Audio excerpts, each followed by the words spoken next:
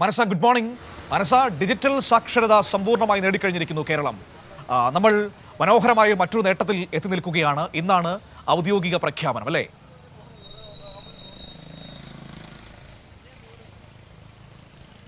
തീർച്ചയായും മനു, നേട്ടങ്ങൾ എടുത്തു പറയാൻ തന്നെയാണ് സംസ്ഥാനത്തെ സംബന്ധിച്ചിടത്തോളം ഉള്ളത്. സാക്ഷരത കൈവരിച്ച ആദ്യ സംസ്ഥാനം എന്നതിന് പുറമെയാണ് ഇപ്പോൾ സമ്പൂർണ്ണ ഡിജിറ്റൽ സാക്ഷരത കൂടി സംസ്ഥാനം കൈവരിച്ചു. അതിൽ ആദ്യം, അതായത് രാജ്യത്തെടുത്ത് നോക്കുകയാണെങ്കിൽ ആദ്യം നിൽക്കുന്നത് കേരളത്തിന്റെ പേര് തന്നെയാണ്. മാത്രമല്ല 99% ആളുകളാണ് സംസ്ഥാനത്ത് ഇത്തരത്തിൽ സമ്പൂർണ്ണമായും ഡിജിറ്റൽ സാക്ഷരത കൈവരിച്ചത് എന്നുള്ളതാണ് പ്രധാനമായും എടുത്തു പറയേണ്ടത്. ഈ ഒരു ഘട്ടത്തിൽ നമ്മൾ എടുത്തു കാണിക്കേണ്ടത് തിരുവനന്തപുരം ജില്ലയിലെ പുല്ലമ്പാറ ഗ്രാമപഞ്ചായത്താണ്. 2021 ഈ ഡിജിറ്റൽ സാക്ഷരതയുമായി ബന്ധപ്പെട്ടുള്ള എല്ലാ പ്രവർത്തനങ്ങളും തന്നെ പൂർത്തിയാക്കി ആദ്യ ഡിജി പഞ്ചായത്തായി മാറിയ പഞ്ചായത്തായിരുന്നു പുല്ലമ്പാറ ഗ്രാമപഞ്ചായത്ത് എന്ന് പറയുന്നത്. മാത്രമല്ല, ഡിജിറ്റലിലേക്ക് കാലം കടക്കുമ്പോൾ സ്വാഭാവികമായും നമ്മളെപ്പോലുള്ള, അല്ലെങ്കിൽ നമ്മുടെ കാലഘട്ടം, ഈ 90s കാലഘട്ടം എന്ന് പറയുമ്പോൾ വളരെ ഭാഗ്യമായി പറയുന്നതാണ് നമ്മൾ രണ്ട് കാലഘട്ടത്തിലും ജീവിച്ചു എന്നുള്ളത്. അതായത് സ്മാർട്ട് ഫോണിന്റെ വരവും അതോടൊപ്പം തന്നെ സ്മാർട്ട് ഫോൺ ഇല്ലാത്ത കാലത്തും നമ്മൾ ജീവിച്ചു എന്നെടുത്ത് പറയുമ്പോൾ നമുക്ക് മുൻപ് ഉണ്ടായിരുന്ന ആളുകൾക്ക്, അല്ലെങ്കിൽ പ്രായം കൂടിയ ആളുകൾക്കൊക്കെയും തന്നെ എന്താണ് ഡിജിറ്റൽ ലോകം, അതെങ്ങനെയാണ് കൈകാര്യം ചെയ്യേണ്ടത് എന്നതടക്കമുള്ള കാര്യങ്ങൾ അറിയാത്ത ഒരു സാഹചര്യം ഉണ്ടായിരുന്നു. എന്നാൽ ഇപ്പോൾ 105ഉം 103ഉം വയസ്സുവരെയുള്ള ആളുകളാണ് ഇപ്പോൾ സ്മാർട്ട് ഫോണിനെ കുറിച്ചുള്ള സമഗ്ര വിവരങ്ങൾ, അല്ലെങ്കിൽ സമഗ്രമായി സ്മാർട്ട് ഫോണിനെ കുറിച്ചുള്ള അറിവ് ഉണ്ടാക്കിയിരിക്കുന്നത്. എല്ലാ കാര്യങ്ങളും ഒരു ഫോൺ കിട്ടിയാൽ ചെയ്യാനുള്ള ഒരു പ്രാപ്തി സംസ്ഥാനത്തുള്ള ഈ പ്രായം ചെന്ന ആളുകൾക്ക് ഉണ്ടായി എന്നുള്ളതാണ് ഇതിനെ സംബന്ധിച്ചുള്ള ഏറ്റവും വലിയ നേട്ടം എന്ന് പറയുന്നത്.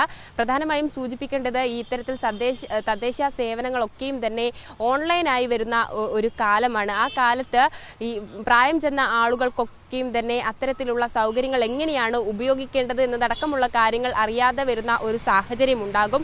അതുകൊണ്ടാണ് ഈ 14 വയസ്സ് മുതൽ, അതായത് 14 വയസ്സ് മുതൽ 60 വയസ്സ് വരെയുള്ള ആളുകളിലേക്ക് ഇത്തരത്തിൽ സമ്പൂർണ്ണ ഡിജിറ്റൽ സാക്ഷരത കൊടുക്കാം എന്ന തീരുമാനത്തിലേക്ക് സംസ്ഥാന സർക്കാർ എത്തുന്നത്. അതിനു മുൻപേ തന്നെ ഡിജി പഞ്ചായത്തായി പുല്ലമ്പാറ ഗ്രാമപഞ്ചായത്ത് മാറിയിരുന്നു. ആ പഞ്ചായത്തിന്റെ പ്രവർത്തനങ്ങളൊക്കെയും തന്നെ മാതൃകയാക്കി മുഖ്യമന്ത്രി തന്നെയാണ് ഇത് സംസ്ഥാനം മുഴുവൻ വ്യാപിപ്പിക്കാം, അല്ലെങ്കിൽ സംസ്ഥാനത്ത് മുഴുവൻ നടപ്പാക്കാം എന്ന തീരുമാനത്തിലേക്ക് 2022 എത്തുന്നത്.